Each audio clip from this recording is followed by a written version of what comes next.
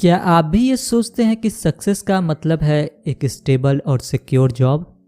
क्या हम बस एक एम्प्लॉय बनने के लिए इतने सालों तक मेहनत से पढ़ाई कर रहे थे? क्या यही हमारी डेस्टिनी है? तो हमें फाइनेंशियल सिक्योरिटी कैसे मिलेगी? आप एक मिलियनियर कैसे बनेंगे? इस बुक में आपको इन सारे सवालों के जवाब मिलेंगे और इसके अलावा काफ़ी सीखने को भी मिलेगा। पैराबल ऑफ पाइपलाइन ऐसे दो लोगों की स्टोरी है जो अमीर बनने का ड्रीम देखते हैं और ये दोनों आपको लाइफ के बारे में वैल्यूएबल लेसन्स भी देंगे। लॉन्ग टर्म के लिए अमीर बनने के दो इफ़ेक्टिव तरीके हैं जो आप इस बुक से सीखेंगे। इसमें आप कुछ अमेजिंग कॉन्सेप्ट भी सीखेंगे जो आपका पैसा मल्टीप्लाई कर सकता है। इस बुक में आप बिजनेस स्टार्ट करने के सिंपल टेक्निक्स के बारे में पढ़ेंगे। ये बुक एक गोल्ड है। अगर आप इस बुक के लेसन्स अप्लाई करेंगे तो अमीर और सक्सेसफुल बन सकते हैं। क्या आप एक स्मार्ट इन्वेस्टर और एंटरप्रेन्योर बनने का ड्रीम देखते हैं? अगर हाँ, तो ये बुक आपके लिए ही है। दो बेस्ट फ्रेंड थे जो एक छोटे से टाउन में रहते थे। दोनों के नाम थे पाब्लो और ब्रूनो। दोनों बेस्ट फ्रेंड एक ही सपना देखते थे, उस टाउन का सबसे अमीर आदमी बनना। फाइनली पाब्लो और ब्रूनो को अमीर बनने का एक मौका मिला। टाउन में पानी का कोई सोर्स नहीं था। टाउन स्क्वायर में एक बड़ी सी टंकी थी जिसकी पास की नदी से लाकर पानी भरा जाता था और टाउन के लोग यही पानी यूज करते थे। वाटर टैंक को भरने के लिए दो आदमियों की ज़रूरत थी जो बाल्टी से नदी का पानी लेकर टैंक में भर सके, और ये दो आदमी थे पाब्लो और ब्रूनो। टाउन लीडर उन्हें हर बाल्टी के हिसाब से एक पैनी देता था। ब्रूनो इस काम से बड़ा खुश था। उसे लगता था कि उसका सपना पूरा हो गया है और वो जल्दी ही इस शहर के सबसे अमीर आदमी बन जाएंगे। लेकिन पाब्लो इस बात से एग्री नहीं करता था। हर रोज दोनों दो बाल्टियां लेकर नदी और शहर के बीच कई चक्कर लगाते थे। पाब्लो की पूरी बॉडी दर्द करने लगती, उसके हाथों में छाले पड़ गए थे। रात में वो थककर चूर हो जाता था। पाब्लो हमेशा यही सोचता था, इस वाटर टैंक को भरने का आखिर कोई तो बेटर तरीका होना चाहिए। एक दिन पाब्लो ब्रूनो को अपना आइडिया बताया। ब्रूनो, सुनो, मुझे एक कमाल का आइडिया आया है। एक पैने के लिए रोज रोज बाल्टी से पानी भरने के बजाय क्यों ना हम नदी से लेकर टाउन तक एक पाइपलाइन बना लें। पाब्लो का प्लान सुनकर ब्रूनो हैरान रह गया। क्या पाइपलाइन बना ले? ऐसी बात तो मैंने आज तक नहीं सुनी। ब्रूनो ने पाब्लो को समझाया, हमारे पास एक बढ़िया जॉब है। हम रोज 100 बाल्टी पानी भरते हैं और 100 पेनीज कमाते हैं, तो हमें पाइपलाइन बनाने की क्या ज़रूरत है? मेरे पास नए शूज खरीदने के पैसे हैं। इसके बाद मैं एक नई हैट भी लेने वाला हूँ। वीकेंड पर हमको ऑफ मिलता है पाब्लो। हमारी लाइफ सेट है। पाइपलाइन का आइडिया भूल जाओ। पर पाब्लो के माइंड से पाइपलाइन का आइडिया गया ही नहीं। उसे पक्का यकीन था कि उसका आइडिया जरूर काम करेगा। उसने डिसाइड किया कि वो काम से कुछ घंटे टाइम निकालकर पाइपलाइन बिल्ड करेगा। बाकी टाइम वो बाल्टी से पानी भरता रहेगा। पाब्लो जानता था ये काम मुश्किल है और ऊपर से वो अकेला भी था। नदी से टाउन तक जो रास्ता जाता था वहाँ की ज़मीन काफ़ी हार्ड और रॉकी थी और उसके पास बस पिक्सेस और शोवेल जैसे सिंपल टूल्स थे। अगर वो पाइपलाइन बनाने में लग गया तो वो कम बाल्टियाँ भर पाएगा, जिससे उसकी इनकम भी कम होगी। और सबसे बड़ी बात तो ये थी कि इस पाइपलाइन को बनाने में कितने साल लगेंगे ये खुद पाब्लो भी नहीं जानता था। लेकिन पाब्लो को अपने सपने पर भरोसा था और यही उसकी सबसे बड़ी ताकत थी। फिर धीरे धीरे लोग उसे पाब्लो द पाइपलाइन मैन के नाम से बुलाने लगे। लोग उसे रोज गर्मी में ज़मीन खोदते हुए देखते थे। कुछ लोग उस पर हंसते भी थे, उसका मजाक उड़ाते थे, पर पाब्लो अपने काम में लगा रहता। और वहीं दूसरी तरफ ब्रूनो मजे की लाइफ जी रहा था।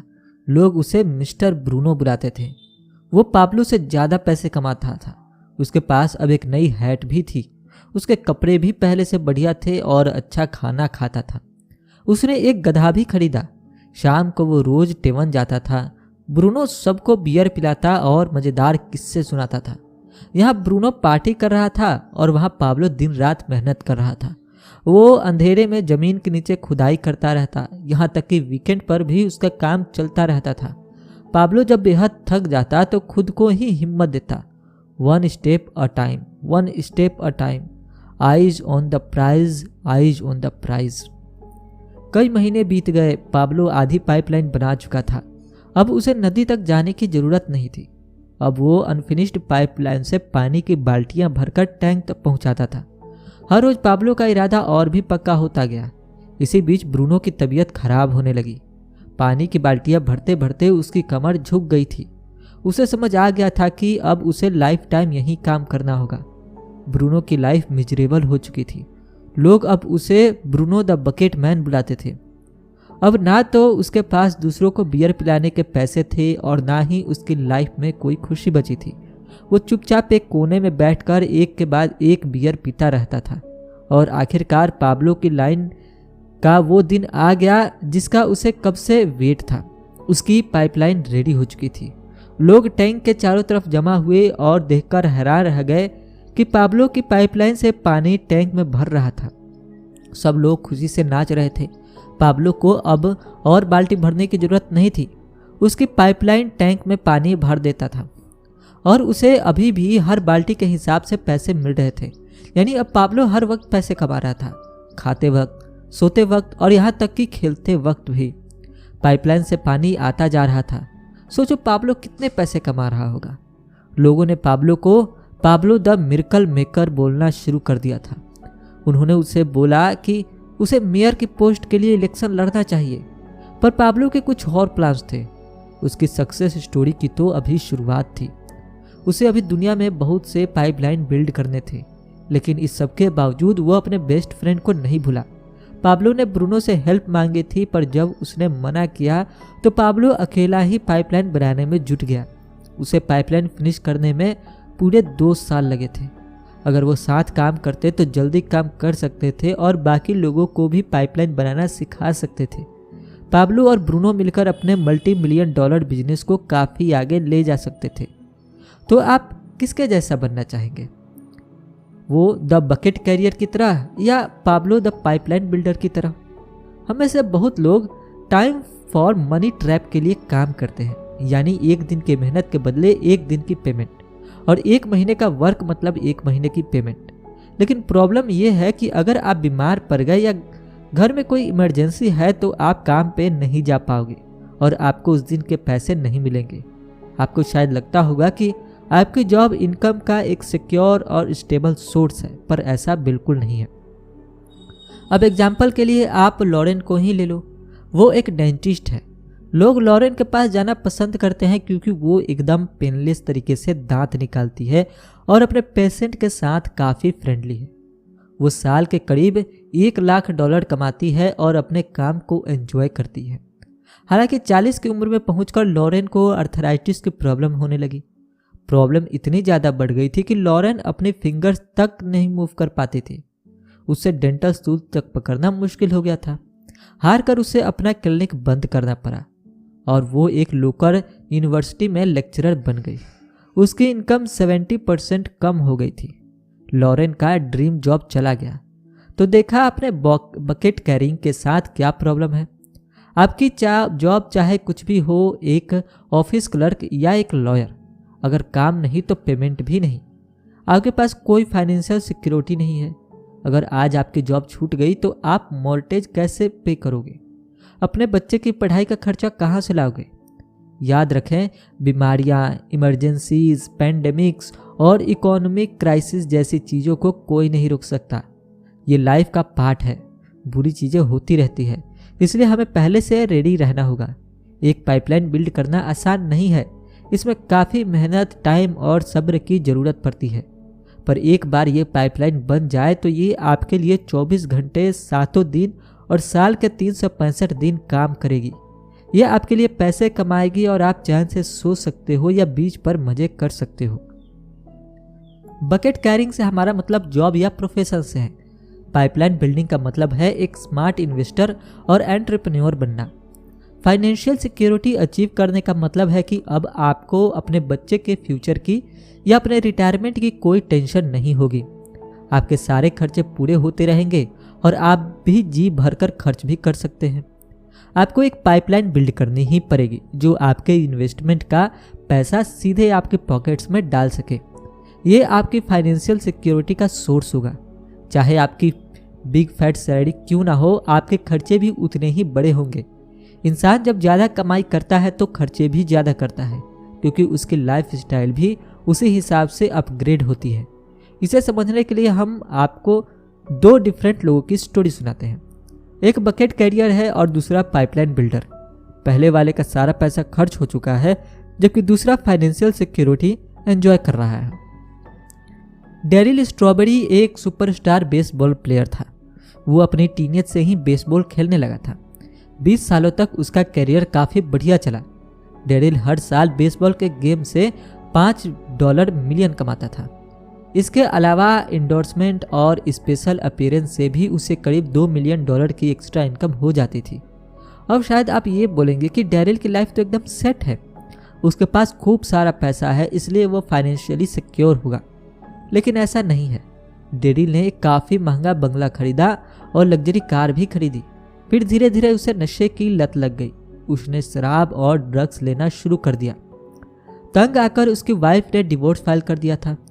डेरिल को अपने लॉ ऑफेंसेस, डिवोर्स सेटलमेंट और रिहैबिलिटेशन ट्रीटमेंट पर काफ़ी पैसे खर्च करने पड़े।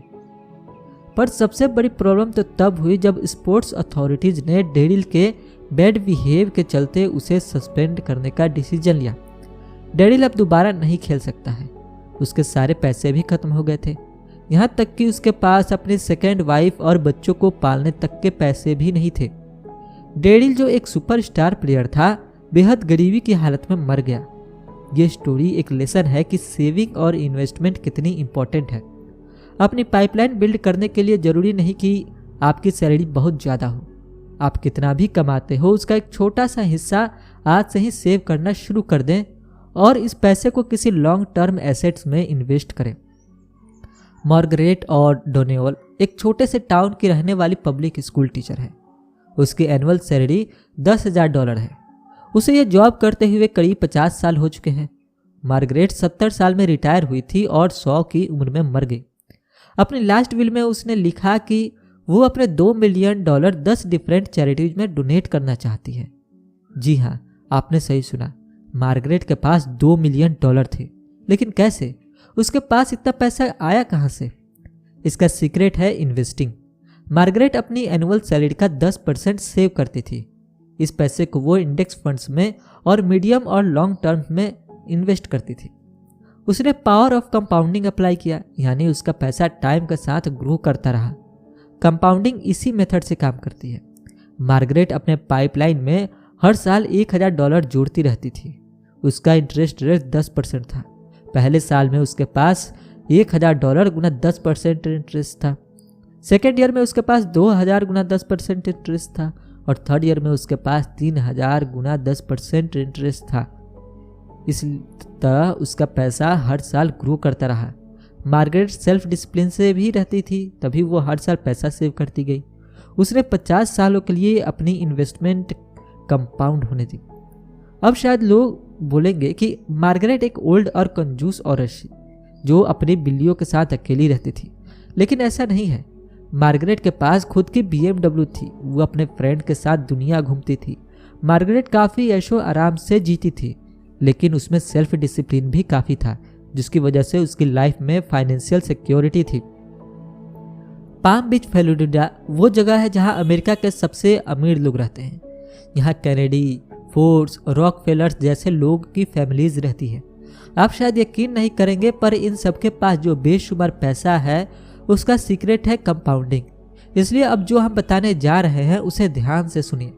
हम आपको एक और इनक्रेडिबल कॉन्सेप्ट बता रहे हैं, जो है 72 का रूल।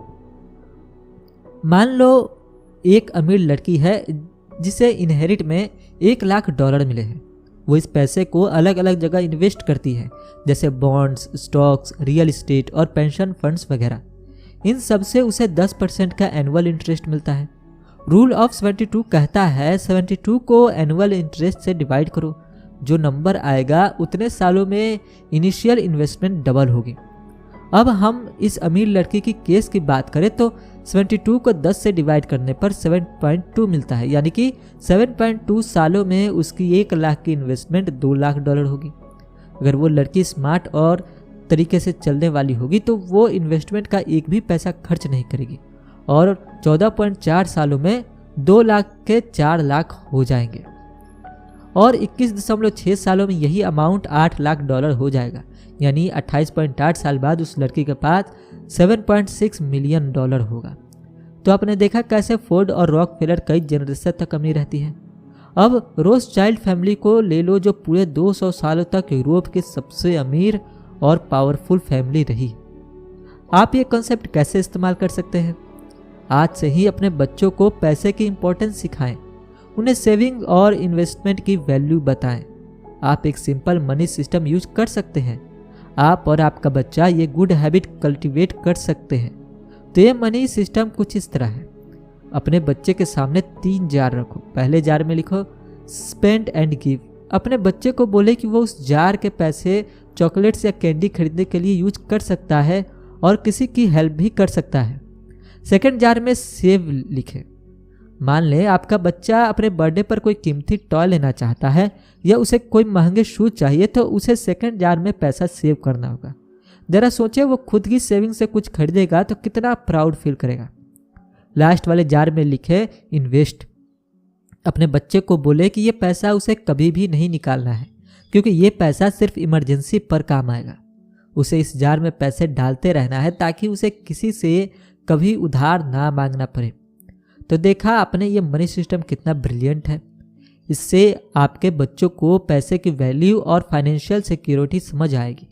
एक बार उसके अंदर सेविंग की हैबिट आ गई तो समझो आपकी टेंशन खत्म। आपके जाने के बाद भी आपका बच्चा फाइनेंशियली सिक्योर रहेगा। ऑफ कोर्स आप भी अपनी मनी सिस्टम होना चाहिए। फर्स्ट जार में आप अपनी मंथली खर्चों के लिए पैसे सेव करेंगे जैसे राशन पानी और इलेक्ट्रिसिटी बिल वगैरह। सेकंड जार में आप अपने बच्चों की कॉलेज एजुकेशन के लिए, होम रिनोवेशन या फिर हॉलिडे के लिए पैसे जमा करें। फाइनली थर्ड जार का पैसा आपका पाइपलाइन मनी है। अपनी सैलरी से 10% सेव करें और इस जार में डालें। 1 साल बाद आपके पास इन्वेस्ट करने लायक पैसा होगा। मान लो कि आपके पास $10,000 की सेविंग है तो इस पैसे को आप डिफरेंट पोर्टफोलियो जैसे बॉन्ड्स, स्टॉक्स, इंडेक्स फंड वगैरह में डाल दें। अगर आपको 10% इंटरेस्ट मिल रहा है तो आपका पैसा हर 7 साल बाद डबल हो जाएगा। इस पैसे को कभी हाथ मत लगाएं। इस एडवाइस को फॉलो करके देखें, आप एक मिलियनियर बन सकते हैं। 72 के रूल से आपका $10,000 7 सालों में $20,000 हो जाएगा और 14 सालों में 40,000 और 21 सालों में 80,000, 28 सालों में 1,60,000, 35 सालों में 3,20,000, 42 सालों में 6,40,000 और फाइनली 49 साल में आपके पास $73,80,000 होगा। बेशक पहले साल आपके पास $10,000 ना हो तो भी कुछ उम्मीद है। मान लो आपके पास सिर्फ $1,000 है तो ट्रिक ये है कि आप इसमें हर साल $1,000 जोड़ते रहो। ऊपर से आपको इसका एनुअल इंटरेस्ट भी मिलेगा। अपने पैसे को 50 साल के लिए कंपाउंड रख दो। आपकी पाइपलाइन हर 10 साल में और भी बढ़ती जाएगी। इसे हम 50 ईयर पाइपलाइन प्लान बोलते हैं। समझदार इंसानों ने कहा है ओके के पेड़ पर चढ़ने के 2 तरीके हैं। या तो आप इसके बीज पर बैठ जाओ और पेड़ उगने का वेट करो या फिर आपको खुद चढ़कर ऊपर पहुंचना होगा। 50 ईयर पाइपलाइन प्लान ऐसा ही है जैसे आप एक बीज पर बैठकर पेड़ उगने का वेट कर रहे हैं और आपको मिलियनियर बनने के लिए 50 साल वेट करना है। लेकिन 5 year pipeline short term plan है। इसमें आप 90% से भी कम टाइम में अमीर बन सकते हैं। 50 ईयर पाइपलाइन में आपको इन्वेस्टिंग करनी है जबकि 5 ईयर पाइपलाइन में आप खुद का बिजनेस स्टार्ट करके एक सक्सेसफुल एंटरप्रेन्योर बन सकते हैं। आपके पास एक फलता फूलता बिजनेस होगा जहां आप 5 साल से भी कम टाइम में मिलियनियर बन सकते हैं। 5 ईयर पाइपलाइन में आप अपना पैसा नहीं बल्कि अपना टाइम इन्वेस्ट करते हैं। मान लीजिए आपके बैंक अकाउंट में $1440 अमाउंट की डेली सप्लाई होती है तो ये पैसा सिर्फ आपका है। अभी आपके ऊपर है आप इसे पैसे का क्या करेंगे, खर्च करें या सेव, जलाएं या किसी को डोनेट कर दें, आपकी मर्जी। क्योंकि आपको पता है अगली सुबह आपके अकाउंट में फिर से $1440 आ जाएंगे। सोचो अगर ऐसा हो तो कितना मजा आए। लेकिन हम सब जानते हैं कि ये बस एक ख्याली पुलाव है।